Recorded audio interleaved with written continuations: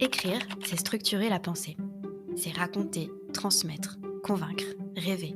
Mais aussi coder, soigner, éditer, enseigner. Car l'écriture est partout, elle façonne notre monde. Bienvenue dans le podcast Euphonie. Nous y explorons l'écriture sous toutes ses formes. De la typographie au copywriting, du journal intime au code informatique, nous décortiquons ensemble les disciplines qui reposent sur l'art des mots. Métiers éditoriaux, procédés créatifs, enjeux techniques. Des disciplines qui, a priori, n'ont rien en commun. Prêt et prête à plonger dans les coulisses de l'écriture ?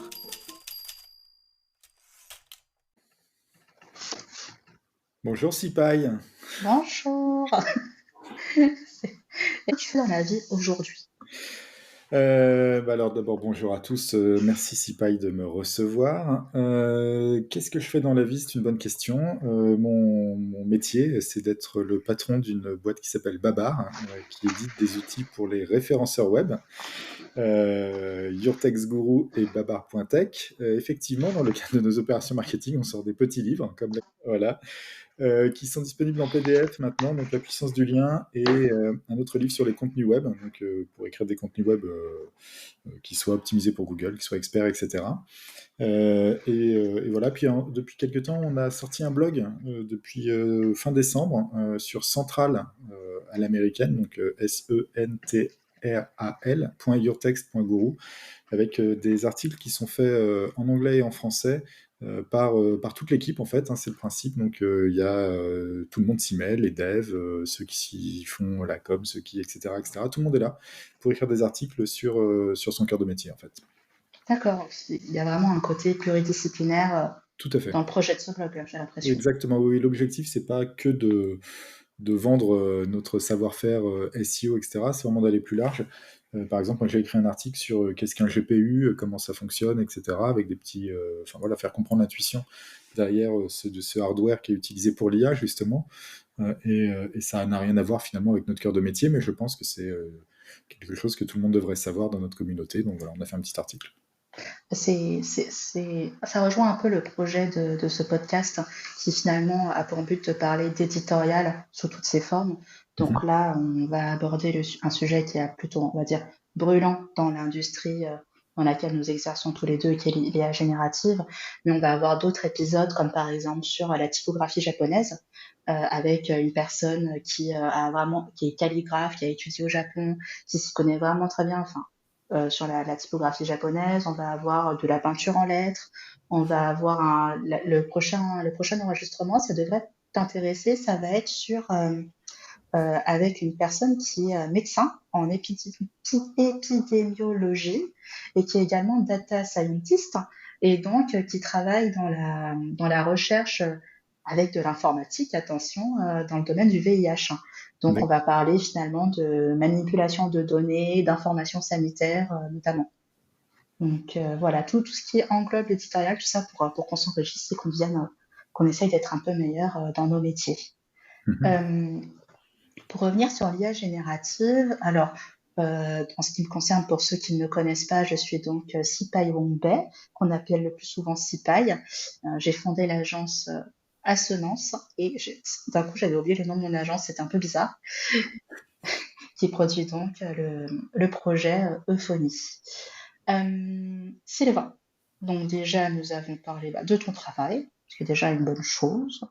Il me semble que tu as un parcours plutôt, on va dire, académique initialement. Oui, tout à fait, complètement académique. J'ai commencé ma carrière en faisant une thèse en informatique théorique dans une équipe qui fait toujours d'ailleurs de la complexité et de l'algorithmique et ce qu'on appelle des modèles de calcul, informatique quantique, etc., ce genre de choses. Et après ma thèse, j'ai eu 2-3 années un peu sinueuses, mais j'ai fini par être maître de conférence en informatique à la fac d'Orsay, donc ce qu'on appelle Paris-Saclay maintenant, le plateau de Saclay, à la Silicon Valley à la française, attention, que j'ai quitté en 2012 pour prendre un poste de prof des universités à l'université de Caen. La Silicon Valley normande, bien sûr, on va dire ça comme ça, où j'étais professeur des universités, j'ai dirigé une équipe de recherche en algorithmique que j'ai quitté en 2014 pour partir dans le secteur privé et monter une première société qui s'appelle X-Lab, qui porte nos formations et qui porte une partie de nos actions de R&D historiquement, puis ensuite Babar pour exploiter les outils SEO.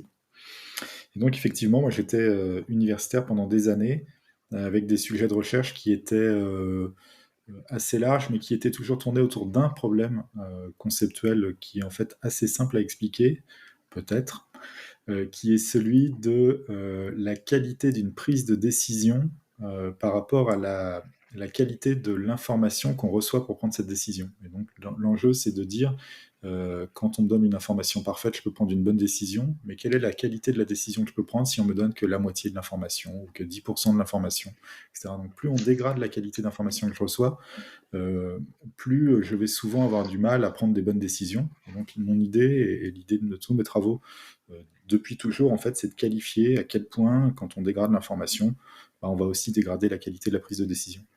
C'est des sujets qui brassent large. Hein. Pendant ma thèse, les cas d'application, c'était la vérification de systèmes embarqués ou de systèmes critiques, par exemple, le système d'une centrale nucléaire ou d'une navette spatiale ou des trucs comme ça.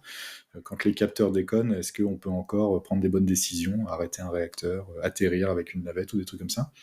Mais c'est des sujets qui sont beaucoup plus larges, puisque sur le web, en fait, c'est très très important pour les systèmes de recommandation, pour l'analyse des données et ce genre de choses. Et globalement, tout ce que je fais depuis pas mal d'années, depuis peu de temps, on appelle ça de l'intelligence artificielle, même si à l'époque on faisait des distinctions beaucoup plus strictes, mais maintenant c'est englobé dans ce champ de cette espèce de magma de l'intelligence artificielle. Voilà. Mais c'est quoi une bonne décision? Ça, c'est une autre question. Et en fait, la définition de ce qu'est une bonne décision dépend beaucoup du problème qu'on est en train d'analyser. Si c'est un problème par exemple, d'analyse de logiciel embarqué, c'est est-ce que la décision que je vais prendre par rapport à la qualité de mon logiciel est correcte? Si je dis d'un logiciel qu'il n'a pas de bugs, ou qu'il n'a que des bugs non critiques, est-ce que c'est vrai, est-ce que c'est faux? C'est très facile à quantifier. Quand on est sur de l'information beaucoup plus molle, j'ai envie de dire, je sais pas, des morceaux de musique avec une appréciation par des êtres humains, et on veut recommander un morceau de musique à quelqu'un pour qu'il lui plaise, la qualité de la décision, c'est quand même plus difficile à appréhender, puisque c'est une qualification qui va être personnelle à chacun et qui est fluctuante avec le temps d'ailleurs. Et c'est assez amusant parce que en fait, ta question est une excellente question qu'on pourrait dérouler jusqu'au bout de la nuit en réalité. Finalement. Mais je sais que tu vas pas vouloir parce que je l'annonce, tu as un minuteur, tout le monde le sait maintenant, voilà. Mais il y a un truc, par exemple, quand on regarde Google, pendant longtemps avait cette problématique. Google avait pour objectif pendant des années de fournir les résultats les plus pertinents aux gens. Et en fait, définir la pertinence, c'est définir la qualité d'une décision, de ce que je montre aux gens, est-ce que c'est pertinent ou pas. En fait, c'est très très difficile à définir. Et depuis quelques années, Google a changé son paradigme pour dire est-ce que la page que je mets en avant dans ma SERP, dans mes résultats de recherche, va être cliquée ou non cliquée. Et en fait, ça, c'est quelque chose qui est beaucoup plus facile à définir en termes de qualité. Et donc, c'est assez drôle parce que Google a switché son modèle d'un truc où c'était difficile de définir la qualité de la décision, c'est devenu très facile, et en fait ça a complètement changé les résultats du moteur. C'est ce qu'on s'en rend compte quand on discute entre SEO par exemple en ce moment, et cette définition est importante. Voilà. Donc, je fais une énorme digression pour dire c'est compliqué de définir la qualité de la décision, et la définition qu'on en donne est cruciale par rapport au problème qu'on travaille. Pour refaire quelques définitions pour les personnes qui écouteraient sans forcément être dans l'industrie du marketing, de la recherche. Search marketing, donc SEO, c'est Search Engine Optimization, oui. Donc le domaine du référencement naturel, c'est-à-dire les résultats qui apparaissent dans un moteur de recherche a priori naturellement, c'est-à-dire que c'est certains algorithmes, critères de classement, etc., qui ont travaillé pour nous servir une information. Et généralement, ça s'oppose à ce qu'on appellerait du référencement. On dit encore payant beaucoup Je l'entends encore, en tout cas. Je l'entends encore, et en gros, c'est la partie publicitaire, pour résumer. Donc, sachant que c'est vrai qu'à un moment donné, on avait des résultats de recherche naturels ou organiques qui étaient relativement simples. Hein. On avait un titre, une image, même pas, on n'avait pas forcément d'image, mais on avait un titre, une description, et puis voilà. Et puis un lien pour cliquer, c'est toujours pratique. Mais c'est vrai que ça s'est enrichi de plus en plus avec des formats que je dirais multimédia et la limite expérientielle, avec maintenant avec justement de l'IA qui essaye de te répondre avant que tu cherches limite. Exactement. Et qui anticipe un peu tes faits et gestes.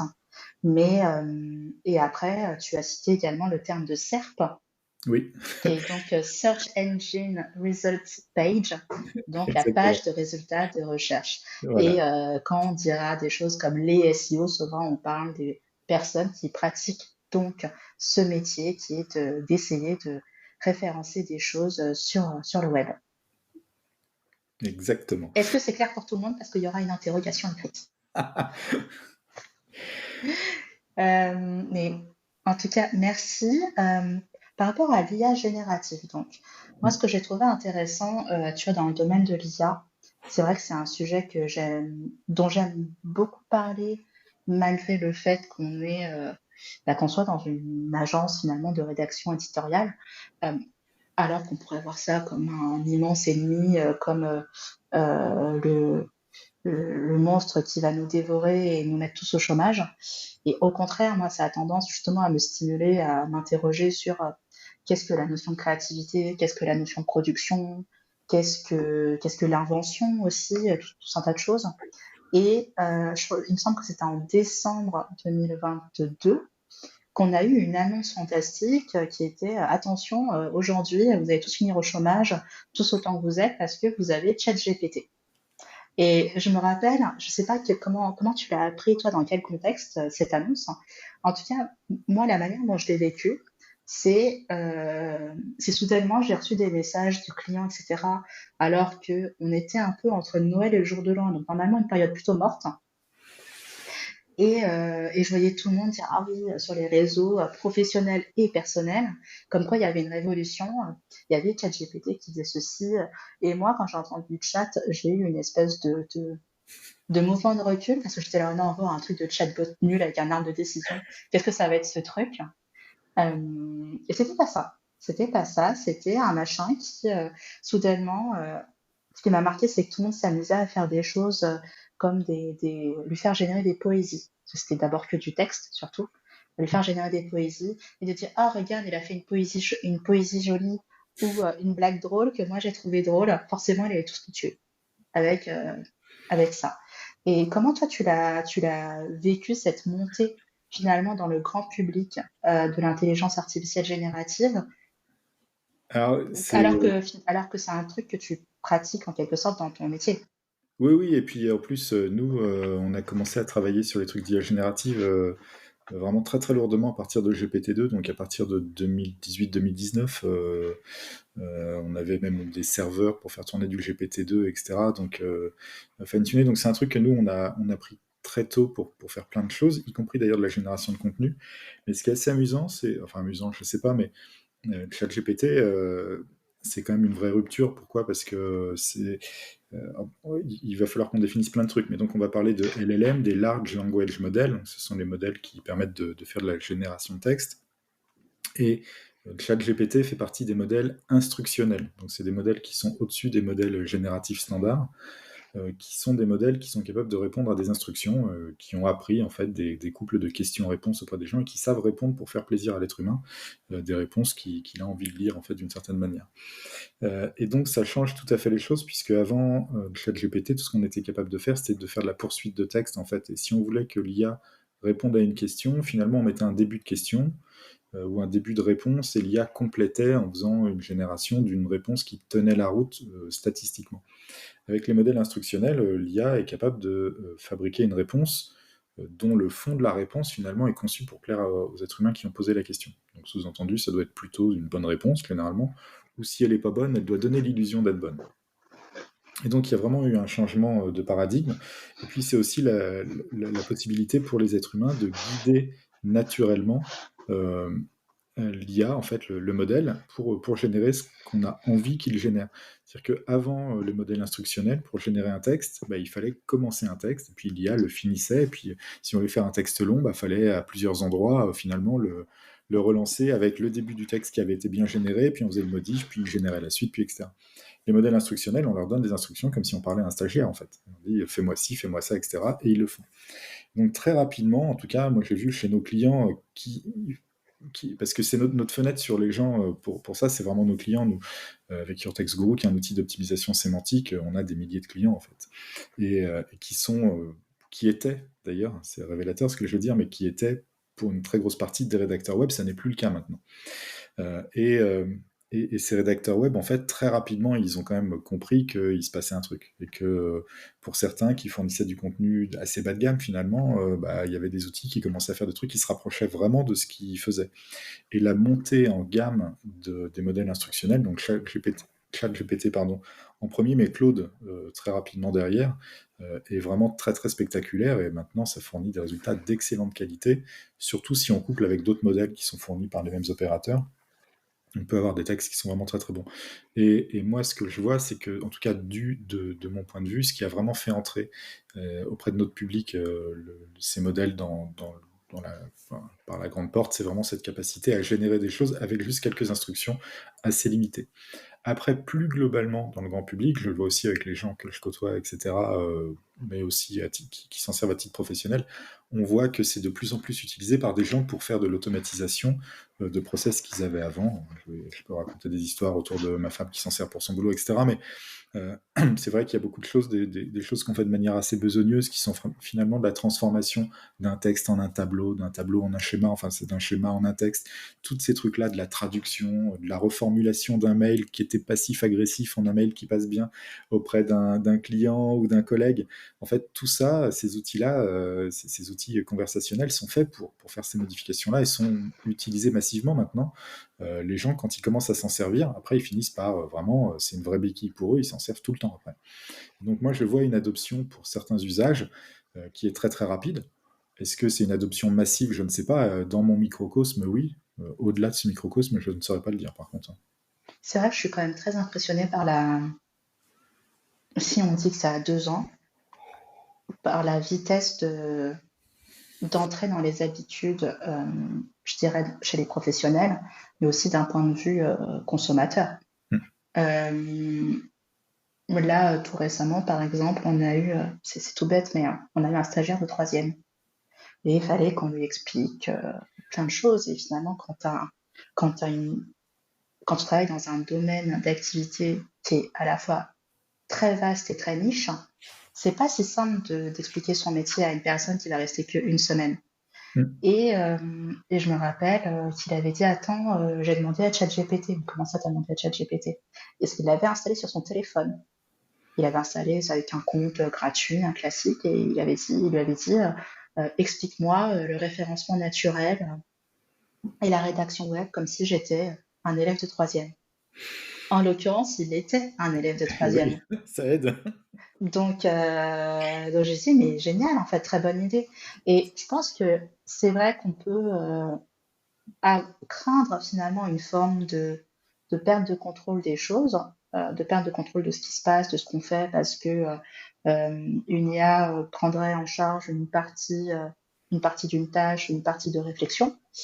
Mais en même temps, j'ai constaté finalement qu'il y avait aussi une prise en main forte sur OK, je peux aller chercher, ou je peux demander, et ce truc, ce réflexe qu'il a eu immédiatement de rédiger un prompt pour le qualifier pour un élève de troisième. En fait, je me suis dit, en plus, il spécifie les choses, donc il a vraiment, il y a eu vraiment pour moi, OK, en fait, il sait faire une instruction. Et ça m'a plu. Si d'accord, ça veut dire que c'est aussi une qualité de communication, en fait, de savoir raconter, exprimer un besoin avec ses spécificités, ses contraintes. Et je dis, OK, en fait, finalement, savoir formuler une instruction, c'est aussi, comme on dit, un soft skill très utile dans la vie. Oui, s'il sait faire ça, il sait déjà faire plus que beaucoup d'utilisateurs de ces outils. Et oui, et puis il sait communiquer avec plein de gens. Par exemple, je veux une baguette, je veux une demi-baguette, mi-cuite, trop cuite, pas assez cuite. Non, mais c'est quand même des choses dans la vie qui peut-être qu'il sait économiser de nombreuses disputes avec plein de gens comme ça. Eh oui. Et oui. Et est-ce que tu as remarqué, je me demande si c'est fait exprès ou pas, mais je pense que oui et non, mais ça m'a plutôt amusé de constater que tu as des modèles type Claude ou Jasper qui ont des prénoms. C'est que la technologie s'appelle pas GPT. Non. D'un coup, elle a un prénom, et en t'écoutant, j'ai entendu il fait ci, il fait ça. Et c'est vrai ça a quand même personnifié quelque chose qui est en fait une espèce de boîte de logiciel avec du code et des machins qui tournent. Mais l'autonomie de la chose fait qu'on la personnifie Ouais, et puis malgré nous. il y a quand même un truc, c'est que finalement, au-delà de toute la machinerie qui est derrière, la vraie révolution pour le grand public, c'est l'interface en fait. Ouais. C'est un outil technique auquel on peut accéder en discutant. Et si on veut que la discussion soit la plus naturelle possible, il faut que ce soit le plus transparent possible pour les gens. Et donc, il y a une grosse tendance à L'anthropomorphisme. Voilà, tu vas le dire mieux que moi, merci. Et donc, c'est vrai que le nom, le truc, les visuels qu'on va mettre, etc., c'est toujours ça. Et puis on s'aperçoit que c'est toujours des personnalités rassurantes ou issues du folklore, hein, Jasper, etc. On sait d'où ça vient, mais sinon, ça va être souvent des personnalités assez féminines, assez maternelles et tout, qui vont être mises en avant, par exemple. Mais C'est un peu on pourrait caricatural, parler, mais c'est souvent ce qui se passe. on pourrait parler de la vallée de l'étrange. Tout à fait, oui, oui. Alors De après, oui, alors la Uncanny Valley, The Uncanny Valley. voilà. Pour ceux qui nous écoutent et qui nous regardent, c'est le moment où quelque chose a tous les attributs de la réalité, mais on sent qu'il y a un truc qui n'est pas clair. Voilà. Il y a un truc qui nous gêne en tant qu'être humain au plus profond de nous-mêmes. Sur les photos, il y a un doigt de trop, on ne le voit pas vraiment, mais on s'en rend compte quand même, ou il y a un coude qui plie un peu trop, etc. Pour un texte, c'est un texte dont, quand on n'arrive pas à dire pourquoi il n'est pas bien, mais il y a un truc qui ne nous convient pas dedans. C'est de l'ordre de l'intuition, pas mal souvent. Tout à fait, et de plus en plus, en fait, hein, il faut savoir que tous les modèles génératifs visent à faire un matching parfait des statistiques humaines, en fait, donc se comporter statistiquement comme l'humain moyen, avec un certain type de profil qu'on peut lui donner en entrée, l'élève de troisième, le professionnel de la rédaction, etc., etc. Mais ça vise à faire ça, en fait, et plus les modèles progressent, plus ils se rapprochent de la statistique réelle, mais ils s'en rapprochent. Et en fait, à un moment donné, ils sont presque à cette statistique, mais pas tout à fait. Et quand on tombe dans un moment où il est dans le pas tout à fait et pas dans le reste, en fait, ben on voit vraiment des trucs qui sont assez étranges.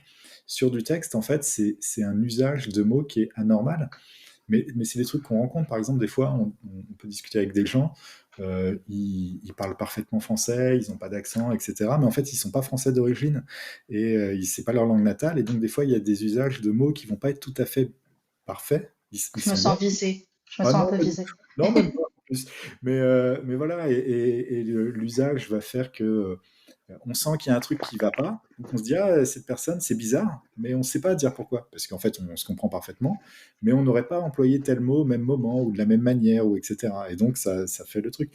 Et c'est ça qui fait les choses. Si demain, quelqu'un venait du passé, je sais pas, du 19e siècle et arrivait en France de nos jours, on pourrait le comprendre, mais on trouverait qu'il parle bizarrement. Ça s'appelle les visiteurs. Ah, oui, c'est plus vieux. Mais c'est plutôt que ça. Voilà. Beaucoup plus tôt. Mais effectivement, c'est exactement ça, en fait. C'est, bah ouais, Christian Clavier, c'est la vallée de l'étrange. Christian Clavier, c'est la vallée de l'étrange. Ce sera le mot du jour. Mais voilà, on peut faire un t-shirt. Voilà, mais je sais plus où vous voulez venir avec tout ça. Mais la vallée de l'étrange, le fait que Claude soit un prénom. Voilà, et c'est ça. Et en fait, tous ces prénoms, tout ça, c'est fait pour nous mettre dans un contexte de confiance et dans lequel l'interaction avec la machine va être plus transparente. C'est vrai qu'à un moment donné, on avait aussi mis dans les chatbots, on avait beaucoup, ça se fait encore, mais des avatars semi-3D, un peu format Adibou, pour ceux qui ont connu. Mais j'ai lu un article il y a quelques temps, dans mes nombreuses recherches, voilà, oui, on avait exposé des panels de personnes, souvent des étudiants en neurosciences, parce que c'est ceux qui sont disponibles et pas chers, mais on les avait exposés à différents types d'avatars qui avaient eu des attitudes, qui devaient parler, etc. Et ils devaient noter le niveau d'étrangeté. Et alors, une des conclusions, c'était que finalement, on est moins mal à l'aise lorsqu'on est mis en face d'un avatar, en quelque sorte, qui assume sa nature et sa fonction artificielle. Oui. C'est-à-dire qui ne va pas faire comme s'il était humain, qui va prendre des traits humains pour faciliter la communication, pour qu'on reconnaisse des choses en lui, etc., pour qu'on accepte aussi de communiquer avec lui, tout simplement.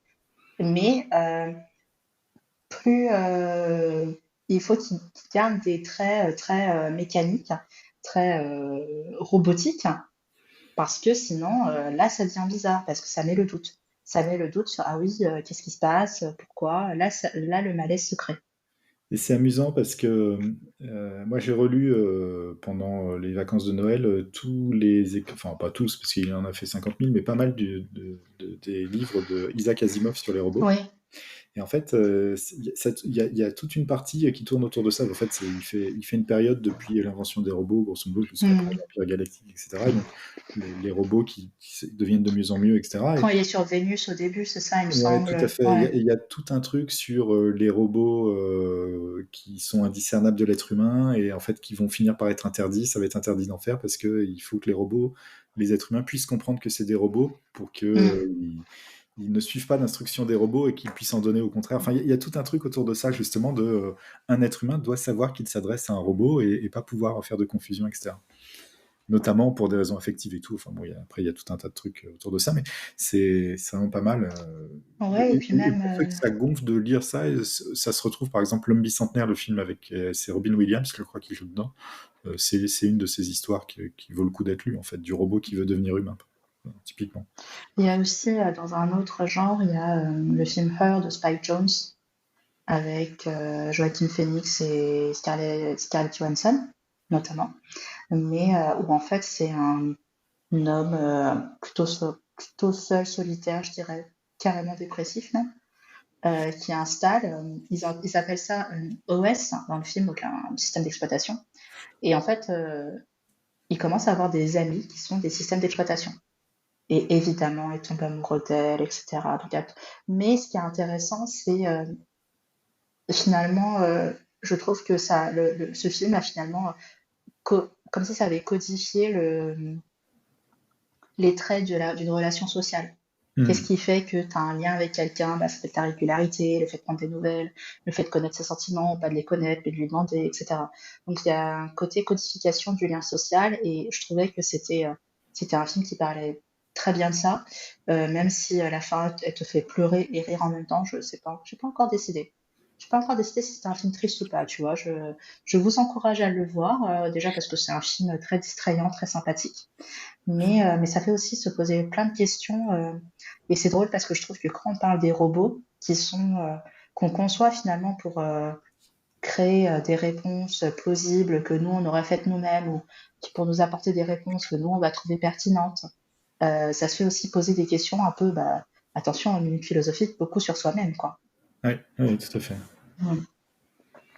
Mais dans Isaac Asimov, dans le premier robot, dans le premier livre du cycle de deux robots, j'ai beaucoup aimé cette description des scientifiques qui sont sur nos planètes, etc., mais qui essayent de comprendre pourquoi le robot est défaillant. Oui. Mais en fait, il n'est pas défaillant, il fait juste ce qu'on lui a dit, et il cherche finalement, il cherche la faille dans les règles que le robot suit strictement. Ouais, mais moi, je pense que vraiment, Asimov, à mon avis, homme de science, il pensait qu'on se dirigeait vers des technologies, surtout à l'époque, on croyait dur comme fer que ça allait arriver vite, je pense, des technologies qui allaient émerger, et il voulait mettre en garde justement sur le fait que ça ne ferait pas plus que ce qu'on lui apprendrait à faire finalement. Et là-dessus, il faut pas oublier que c'est un moment où l'apprentissage automatique, ça n'existait pas, ou non, ça n'existait pas à l'époque, dans les premiers trucs qu'il a écrits, et pourtant, il avait une vision extrêmement claire de ce que ça pouvait être, de comment ça devait fonctionner, etc. C'est assez clairvoyant en réalité. La relecture, en fait, c'est amusant, moi, je l'ai lu quand j'étais jeune, je trouvais ça distrayant, etc. Le L'année relire dernière. maintenant, oui, maintenant que je suis moins jeune et que je l'ai relu, je vois à quel point il avait une forme de clairvoyance assez intéressante sur le futur. Mais si on essaye de faire un panorama de ce qu'est l'IA générative aujourd'hui, en 2025, finalement, tu vois, GPT, Claude, Jasper, Mistral, en fait, ça c'est quoi? C'est des technologies qui ont été développées par des gens?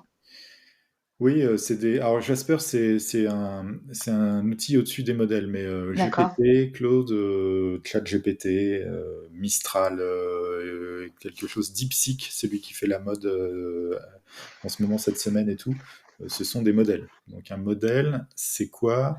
C'est alors, il faut que j'essaye de trouver une vision intuitive de ce que c'est, parce que d'un point de vue mathématique, c'est très clair. Mais un modèle, c'est une structure mathématique qui va encoder les relations entre tous les objets qui se trouvent dans les données qu'on lui donne pour l'apprentissage. Si c'est du texte, les objets sont des mots ou des bouts de mots, etc., ou des bouts de phrases. Si c'est des images, la data, c'est quelque chose qui est au cœur de ce qu'est une image, mais qui est un objet beaucoup plus dur à définir. Si c'est de la musique, ça va être des ondes sonores, etc., etc. Donc en fait, ça va encoder des relations entre des objets. Il y a des modèles pour décrire les relations entre les protéines, par exemple, Mhm. des modèles biologiques. Enfin, il y a des modèles pour tout et n'importe quoi. Mais bien sûr, ceux qui ont fait le succès de l'approche, c'est le texte. Pourquoi? Parce que le texte, eh bien, ça nous parle. Oh, oh. Mais voilà. Mais en vrai, parce que voilà, on comprend tout de suite, c'est très intuitif pour nous. Les modèles images aussi, c'est assez intuitif d'ailleurs, mais on comprend moins les objets qui sont sous-jacents, donc c'est plus difficile. Mais ces modèles, ça représente ces relations. Mais un modèle, c'est pas un outil, c'est pas un logiciel, c'est pas tout ça. Le modèle en lui-même, en fait, ça n'est que la structuration, par exemple, de la langue telle qu'on la parle ou qu'on l'écrit. C'est Et la après, description du système. oui, c'est la description de tout ce qu'il est possible de faire. C'est l'univers des possibles, j'ai envie de le dire, par rapport à la D'accord. manière dont on parle une langue, typiquement. Et après, au-dessus, bah, on fabrique des outils qui vont permettre d'exploiter ces modèles. Et quand on parle de chat GPT, on fait une confusion entre le modèle et l'interaction qu'on a avec le modèle, par exemple. Mm. L'interface qui nous permet de dialoguer avec le chat GPT, c'est un outil au-dessus du modèle. Qui a sa propre configuration. En fait, le modèle en lui-même, il y a beaucoup de trucs. On dit, ah, chat GPT, il y a des sujets qu'il n'a pas le droit d'évoquer, il nous dit qu'il n'a pas le droit d'en parler et tout.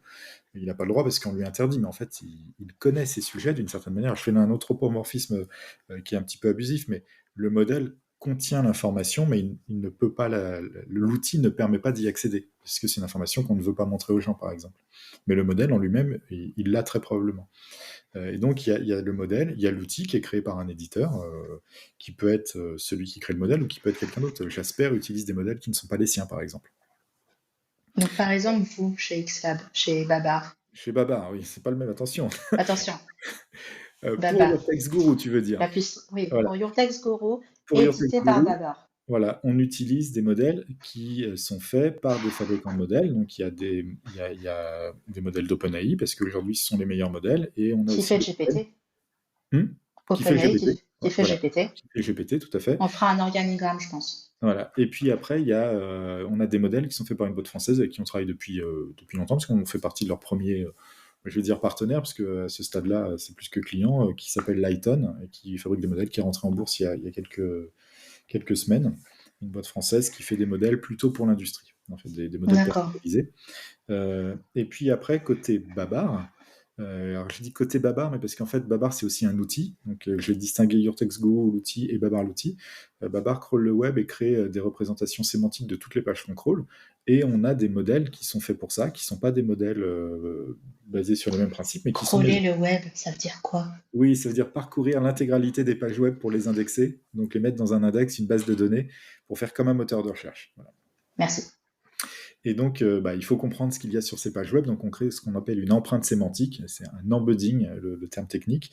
Ouais. Et pour ça, on a besoin d'un modèle. Et comme on le fait à très grande dimension sur des milliards de pages tous les jours, on a un modèle maison qu'on a fabriqué nous-mêmes, mais qui est un petit modèle, en fait, qui est basé sur d'autres principes techniques, parce que quand il faut encoder 3,5 milliards de pages tous les jours, on ne fait pas le même modèle que le chat GPT, qui a une problématique complètement différente. Voilà. Mais ce qui signifie que une IA générative performante, c'est quoi? C'est la taille du modèle, l'outil Non, qui est très bien, alors déjà performante, tu vois, c'est qu'est-ce que la qualité de la décision, si pareil, mais Mais performante, oui, c'est pareil, je qu'est-ce que sais. ça veut dire, voilà.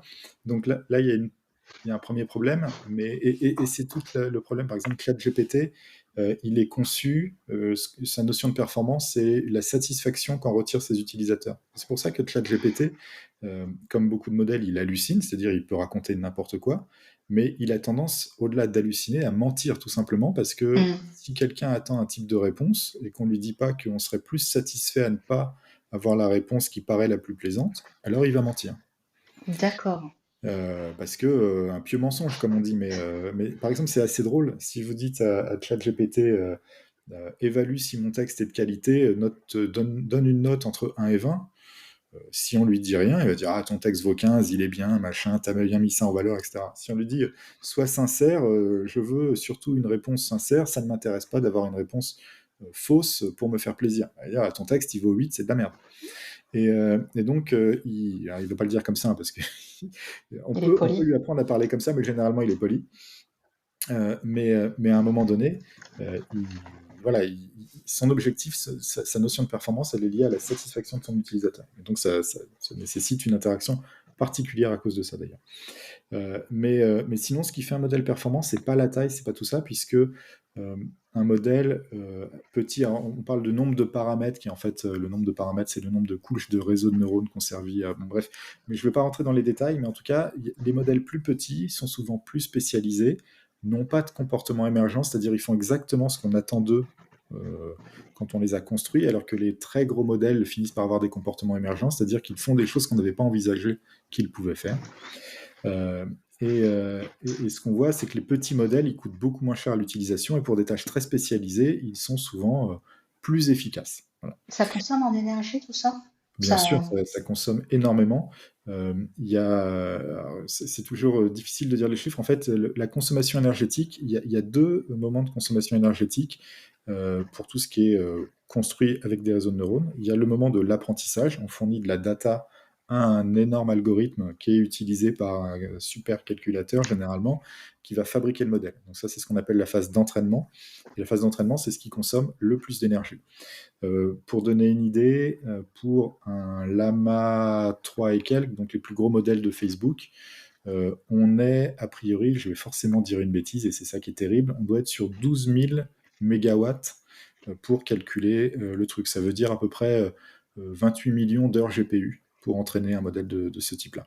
Si on avait un seul GPU, une seule carte graphique, il faudrait 28 millions d'heures pour entraîner le modèle. Le modèle là, qui est sorti par une boîte chinoise, DeepSeek, a fait beaucoup parler de lui parce qu'ils ont réussi à diviser par 10 ce coût, par exemple. Donc ils sont aux alentours de 1200 mégawatts. Ce qui est quand même énorme. Hein. 1200 mégawatts, là je ne peux pas donner de comparaison, mais je ne sais pas, un micro-ondes, c'est 3000 watts. Voilà. Ouais. Donc, et la consommation énergétique d'un humain pour une journée, c'est entre 3000 et 4000 watts, avec ce qu'on mange. Donc, on est sur des très très grosses consommations énergétiques, donc ça coûte une blinde, et là je ne parle que du calcul. Après, il y a autant d'énergie pour refroidir le serveur qui fait le calcul, etc. Donc ça coûte très très cher. Donc ça, c'est la première partie. Puis après, il y a une deuxième partie au moment de ce qu'on appelle l'inférence. L'inférence, concrètement, c'est le moment d'utilisation d'un modèle. Vous posez une question à ChatGPT, ChatGPT fabrique une réponse, c'est ce qu'on appelle l'inférence. Il infère une réponse. Et là, les coûts opérationnels sont beaucoup plus bas, parce qu'en fait, c'est que du parcours du modèle pour fabriquer le truc. Donc, c'est tirer au hasard des nombres, puis sortir des mots, généralement, pour faire ça.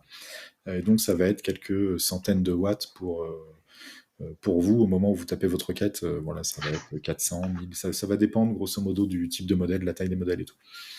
Il y a autre chose par rapport à ça que je voulais dire. Les nouveaux modèles de raisonnement, qui sont plus que des modèles de langue. Chez OpenAI, ça s'appelle O1 et O3. Chez les Chinois, ça s'appelle DeepSeek, justement. Ces modèles-là, eux, consomment vraiment énormément plus aussi à l'inférence, parce qu'essentiellement, ce que font ces modèles, c'est qu'ils se parlent à eux-mêmes. Avant de vous répondre, ils tournent littéralement leur langue dans leur bouche cette fois, c'est-à-dire qu'ils vont fabriquer toutes les réponses qu'on pourrait vouloir imaginer à une question, pour une question, et ils vont, après coup, toutes les réévaluer pour savoir quelle est la meilleure. Ah oui. Donc là où ChatGPT fournit une réponse, en fait, les modèles comme O1, O3, DeepSeek fabriquent des centaines de réponses potentiellement, et à la fin choisissent la meilleure. Ah, il y a un double traitement. Oui, tout à fait. Et donc ça coûte plus cher, parce que finalement, ça coûte 100 fois plus cher, puisqu'ils vont fabriquer 100 réponses là où l'autre n'en fait qu'une. Ah oui, effectivement. Après, ça peut donner l'illusion à la De personne qui utilise l'intelligence. que c'est meilleur quelque Ah, part. c'est objectivement meilleur, mais Ouais, c'est meilleur de manière brutale. C'est comme, je sais pas moi, euh, enfin voilà, c'est comme si on demandait à quelqu'un d'écrire un beau roman, et comme il est incapable de savoir comment faire, il en écrit 50 000 parce qu'il est capable il a beaucoup de bras pour taper sur son clavier, ouais, et en fait, dans les 50 000, il y en aura un qui sera meilleur que les autres. Et il sera probablement meilleur que s'il en fait un seul. oui. Mais ça me rappelle un peu ce conseil de mon prof de philo en terminale qui avait dit ne comparez jamais ce que vous avez fait après un examen avec les autres quand vous sortez de la salle d'examen. Parce que vous allez forcément trouver ce que vous avez fait nul, étant donné que vous étiez tout seul devant votre copie, alors que là, vous comparez à ce qu'on fait 100 autres personnes dans l'amphi, et vous avez l'impression que les 100 cerveaux qui discutent entre eux devraient être, cette pensée-là devrait être ce que vous avez mis sur votre seule copie à vous tout Ouais. seul. Et oui, et en fait, à moins d'être absolument le meilleur de la promo à chaque fois, Ce qui était notre cas, évidemment. bien sûr, on tombe toujours sur le meilleur qui dit bah moi j'ai fait ça, et on fait ah mais pourquoi j'ai pas fait. Voilà. Voilà. Et puis on est hyper frustré, on le déteste, après on se déteste, bref. Tout ça, Ouais, c'est un cycle sans fin. exactement. Mais ouais, bah écoute, bah pourquoi allumer le chauffage alors qu'on pourrait mettre des serveurs à IA dans nos bureaux? Exactement. Le problème, c'est qu'il en faut vraiment beaucoup, et qu'il faut Ah, aussi des grosses connexions réseau. d'accord.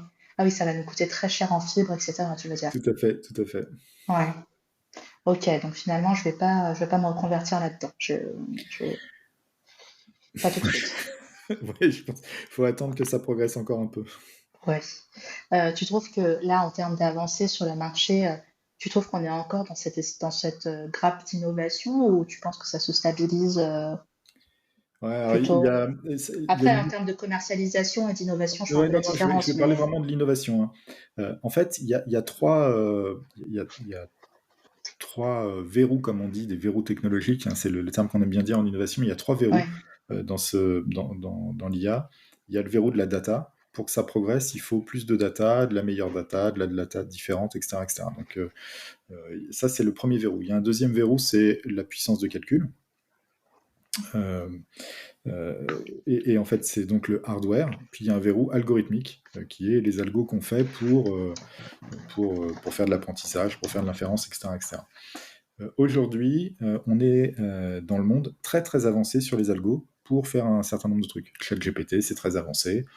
Il y a des améliorations ponctuelles, etc. Mais on voit qu'on atteint un espèce de plateau. Tout le monde nous parle de GPT-5 depuis des mois, des mois, des mois, mais on ne le voit jamais sortir. Donc on en déduit que ce qui a Mhm. été fait, ça ne doit pas donner des meilleurs résultats fondamentalement que le GPT-4 pour l'instant. Donc là, on est plutôt sur un plateau algorithmique. Geoffrey Hinton, qui est un des inventeurs du deep learning, hein, donc les réseaux de neurones profonds, qui sont les types de réseaux de neurones qui sont utilisés pour faire des grands modèles de langue. Geoffrey Hinton qui a eu le prix Nobel cette année pour ça, enfin en 2024.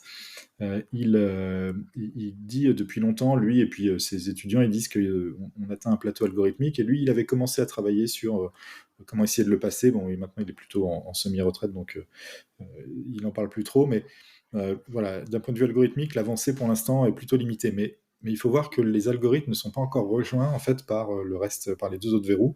Il y a encore beaucoup de travail à faire sur la data.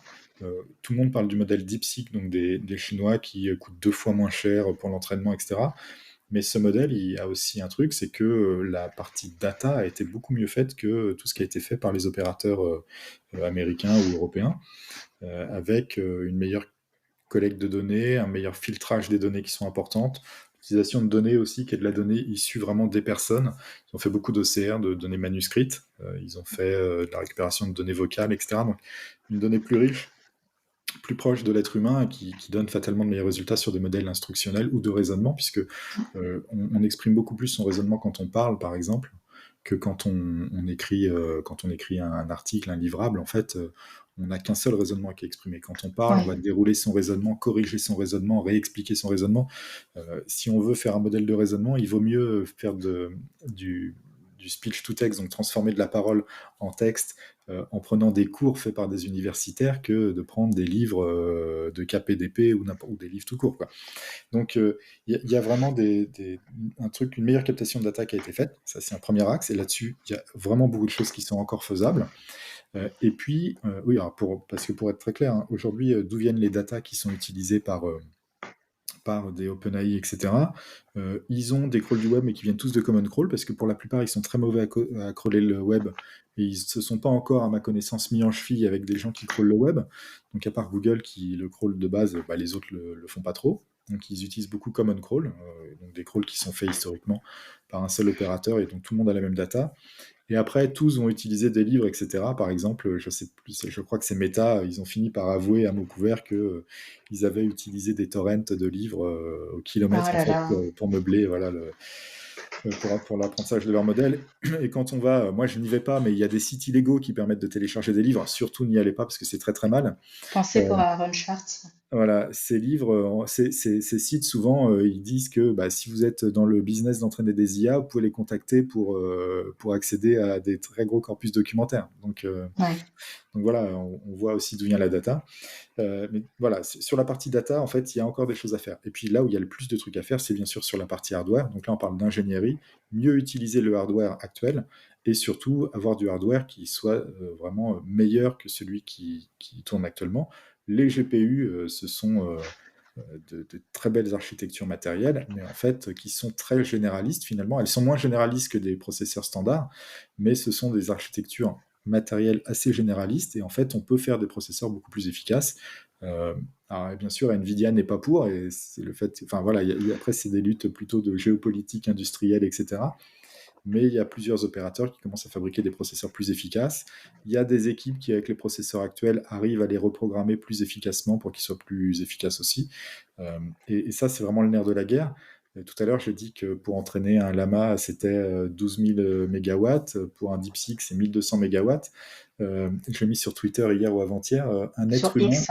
sur X, un être humain qui vivrait 90 ans et qui consommerait pas mal, puisqu'il prendrait 3000 kilocalories par jour de nourriture, ça représente 1200 mégawatts. Et on en apprend des choses en 90 ans. C'est vrai. Et donc, en fait, on se rend compte que le rapport énergie-apprentissage, pour l'instant, de tout ce qui est dans l'écosystème IA technique, il est très, très mauvais. Parce que tout peut se résumer à de l'énergie, et en fait, on consomme beaucoup trop d'énergie par rapport à ce qui est réalisé. C'est anormal. Ce qui fait que on a encore des progrès à faire, mais qu'est-ce que je peux ne pas attendre d'une IA générative?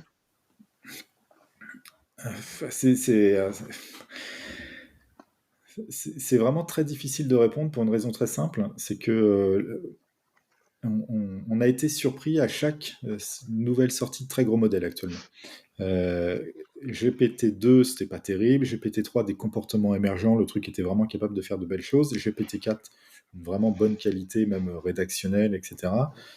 Instruct GPT et donc ChatGPT derrière, tout le monde s'en sert, on voit la qualité du truc. O1, O3 pour le raisonnement, ça commence à résonner. Donc on commence à voir des choses qui, par exemple, aujourd'hui, on est capable de produire un texte qui soit totalement indiscernable d'un texte produit par un être humain, de très bonne qualité en fait. Alors bien sûr, ce ne sera pas le texte le plus expert du monde, mais on va commencer à avoir des textes de très très bonne qualité. Et moi, je pense que pour 80-90% des textes, il va devenir impossible quasiment de savoir qui l'a vraiment écrit. Par contre,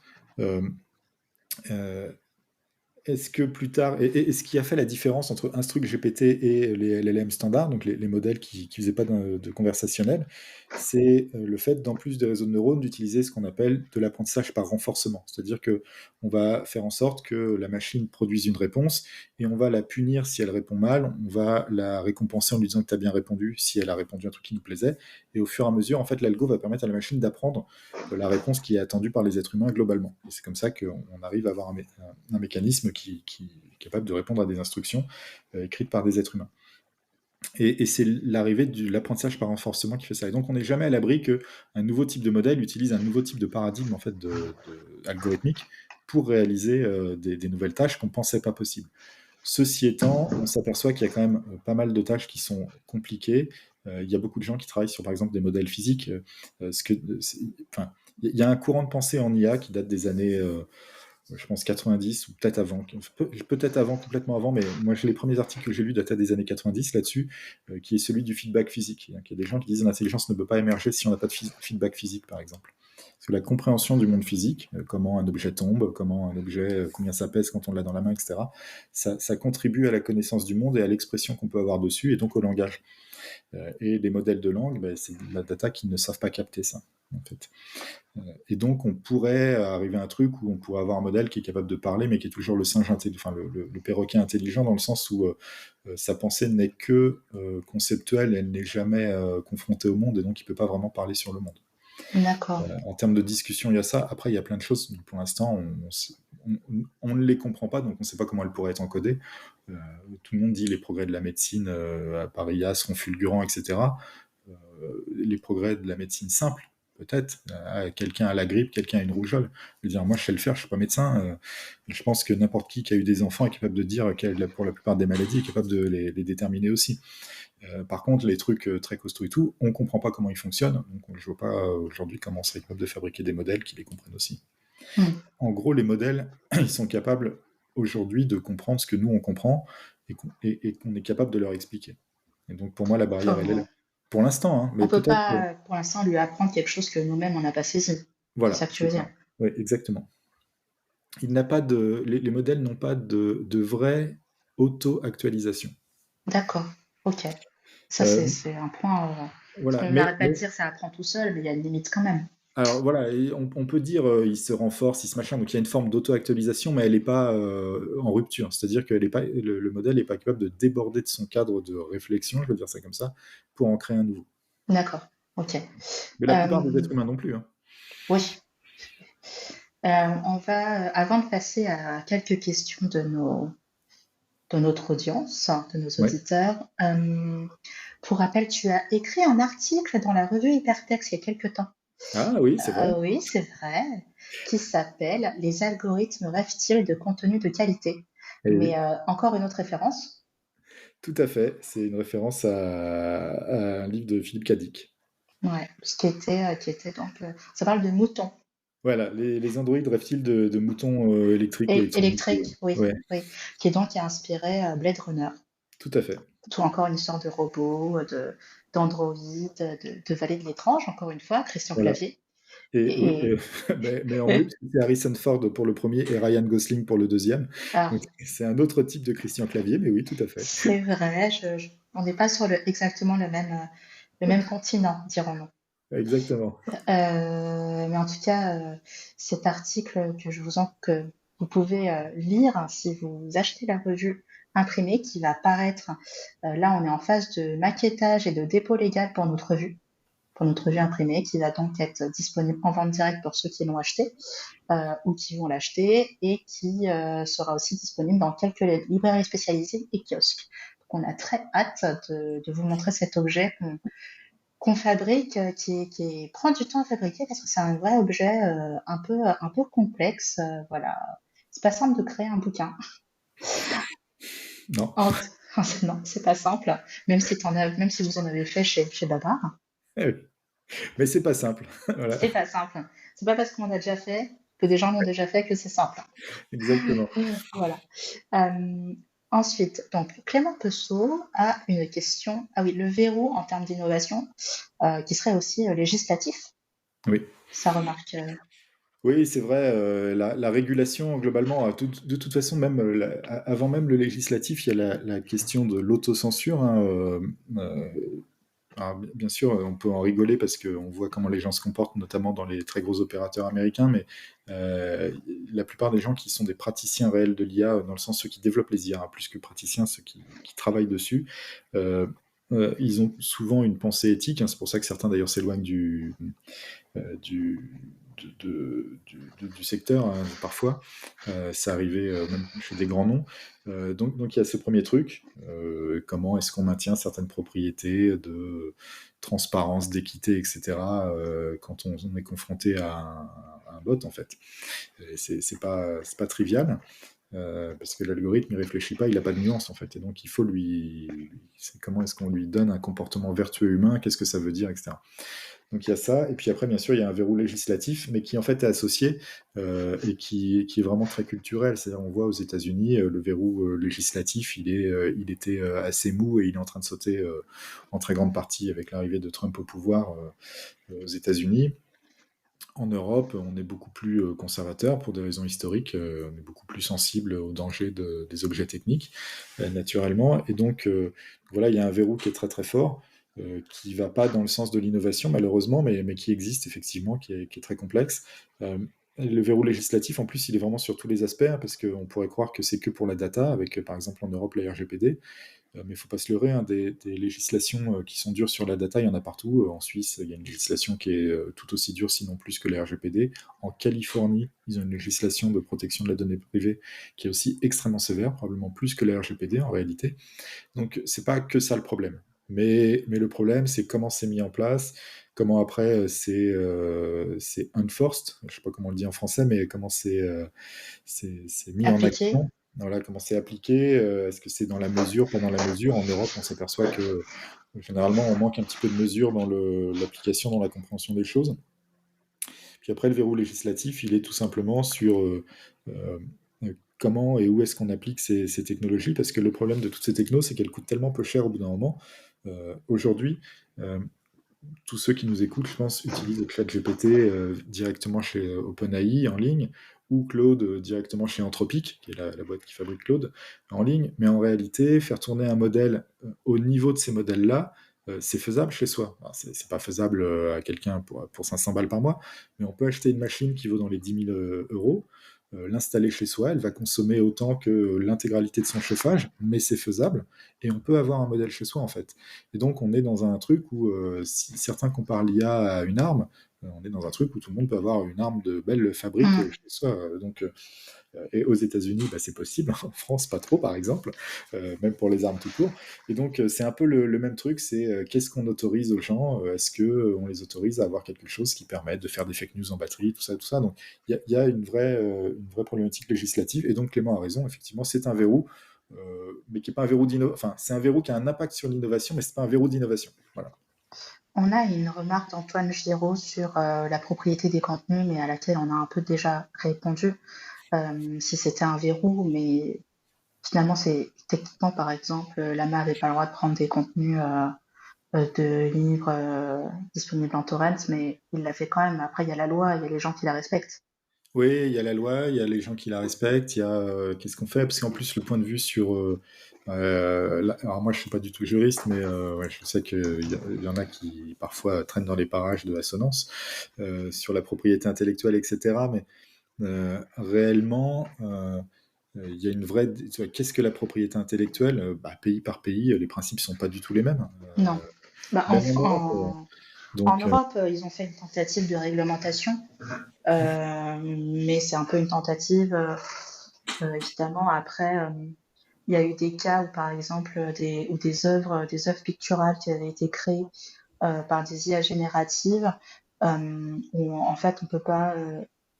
Il y a quand même une notion d'auteur et d'humain qui est très forte dans tous ces droits. En fait, il faut qu'il y ait une personne quand même derrière. Et si on considère que c'est un outil, finalement, la vraie question, c'était est-ce que le robot lui-même peut-il avoir une propriété intellectuelle ou industrielle et toujours relié à une personne, à une tentative. Je pourrais retrouver la source et la mettre dans les descriptions de ce podcast, mais mais, où il y ouais. avait une tentative de demande d'attribution de droits d'auteur à un logiciel. Et en fait, ça a été refusé. Au début, ça a été accordé, notamment en Australie, puis ça a été enlevé. Mais il y a aussi le cas de même si c'était une IA utilisée, on a ça dans le domaine des publications collectives aussi. Mm. Est-ce que tu mets le chef de projet? Est-ce que tu mets le relecteur qui a quand même qui quand même intervient énormément, les différents auteurs, voilà, pour une IA, ça peut être la personne qui l'entraîne, la personne qui sélectionne les données, la personne qui développe les logiciels, qui conçoit les modèles. C'est une question très vaste. Et en plus, c'est pour Antoine, là, je vais faire une analogie un peu particulière, mais imaginons quelqu'un qui entraîne un modèle uniquement, par exemple, sur le contenu des formations des frères Perronnet. Très bonne formation, il paraît. Et donc, j'entraîne une IA là-dessus. En même temps, à côté de cette IA, 3 rues plus loin, il y a une agence web qui est venue à toutes les formations et tous les consultants ont été formés. Quelqu'un va voir l'agence et demande un brief sur un sujet. Les consultants ressortent texto ce qu'il y a dans la formation. Ça, aucun problème. Le modèle fait par l'IA ressort texto ce qu'il y a dans la formation, ça c'est illégal. Et pourtant, le contexte est quand même assez proches finalement dans l'esprit. Mm. Donc il y a une vraie problématique de définition. Le truc, c'est si c'est le texte tel quel qui est ressorti, bon, bah, personne n'a le droit. Si c'est une version comprise, une application de ce qui est dans, etc., c'est différent. Donc moi, je trouve que c'est assez compliqué. C'est une Et question ça- qu'on se pose déjà dans plein d'autres domaines, en fait. Bien sûr, tout à fait. Et Mm. moi, ça me fait rire, par exemple, quand des fois, je demande à ChatGPT des trucs sur des films ou des livres que j'ai lus. Si je demande un passage particulier, il me dit que je le connais, mais j'ai pas le droit de le donner. J'ai le livre à la maison, etc. Donc ça me gonfle en fait. Parce que Ouais. j'ai tout le truc, sauf que, alors que si je demande à ma femme qui a lu le même livre, j'ai besoin de tel truc, elle me dit c'est dans tel livre à tel endroit, et je connais par cœur le début, par exemple, parce que c'est un poème, bah, comme ça on retrouve le truc. Et dans un cas, c'est tout à fait inadmissible, et dans l'autre cas, c'est admissible. Donc je trouve que c'est compliqué, les trucs par rapport à ça. Voilà. Eh bien, merci. Je vais poser la question du cadeau, Ouh, donc à la question que j'ai déterminée pendant notre conversation, hein, même si je t'écoutais très attentivement, évidemment. bien sûr. Alors, la question va être, attention, il faudra répondre à la question le plus vite possible dans le chat avec la bonne orthographe. Oh, Donc, si vous avez mal écrit, vous n'avez pas gagné. c'est ton nom que tu vas demander? Non, c'est pas mon nom. Et la personne qui aura gagné pourra nous contacter par email pour recevoir cette boîte avec des cadeaux surprises, qui est en fait la box Assonance. Voilà, je l'ai appelée comme ça, je l'ai baptisée. Et ça vaut vraiment le coup. Moi, je dis, il faut être sur les starting blocks. Ouais. Alors, qui a écrit Le cycle des robots? Je veux la bonne orthographe. En plus, ah bah bravo. En plus. Ah oui, parce que sinon c'est trop facile. Il y a juste une subtilité. Ah, c'est bon, on a un gagnant. On a une gagnante, Juliette Sauvage. Bravo Juliette Sauvage. Bravo Juliette. Bravo Juliette, tu es donc encouragée à nous envoyer ton adresse postale ou voilà, et ainsi tu recevras ce magnifique colis d'exactement 2,8 kg. J'aurais dû faire deviner le poids en fait. Beaucoup plus dur ça. Beaucoup plus dur, surtout à la caméra, je pense. Ouais. Beaucoup plus dur. En tout cas, merci énormément Sylvain. Merci Quels à sont toi. Regarde ce niveau de ponctualité. On est au top. On est au top. Les prochaines actualités de Sylvain Perronnet? On a beaucoup de formations nouvelles, des formations qui sont ouvertes. Je vais faire ma promo alors. Vas-y, tu peux. Vas-y, c'est ouvert. Depuis un mois ou deux, on fait la formation aux leaks de Google, donc les fuites de données qu'il y a eu concernant Google pour expliquer comment Google fonctionne vraiment. Donc ceux qui sont curieux de savoir comment Google fonctionne en réalité, il faut venir à nos formations là-dessus. Et, ça s'appelle comment? Formation Leaks Google. Il faut venir me voir en DM sur X ou sur LinkedIn pour avoir plus d'explications. Et on ouvre une formation qui parle de rédaction web et d'IA. Mais c'est une formation plus tournée développement sur comment on fait en full auto de la génération de texte indiscernable de textes écrits par des êtres humains avec les API diverses et variées, OpenAI, Your Text Guru et compagnie. Voilà. Est-ce que tout ça est finançable? Pas du tout. Pas du tout. Ok, donc prestation, très bien. Et, voilà. et en actualité, donc on a les formations. Il y a des endroits auxquels tu interviens prochainement? Oui, tout à fait. Il me semble que Babar sera présent en Angleterre en avril. Tout à fait, tu fais bien de le dire. Alors, c'est pas moi qui ferai l'exposé, mais c'est Guillaume Pitel. Guillaume Pitel. Voilà, cofondateur de Babar, DG et CTO, qui va expliquer comment on fait pour crawler le web à aussi grande dimension, puisqu'on crawl 3,5 milliards de pages par jour, ce qui fait de nous un des crawlers les plus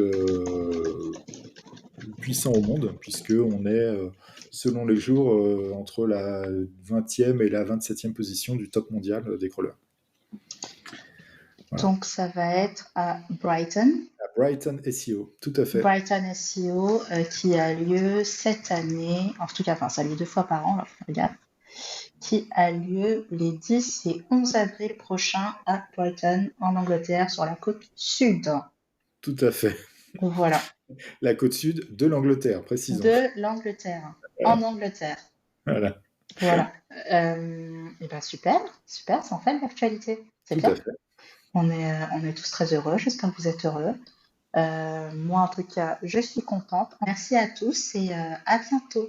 À bientôt, merci tout le monde. Salut.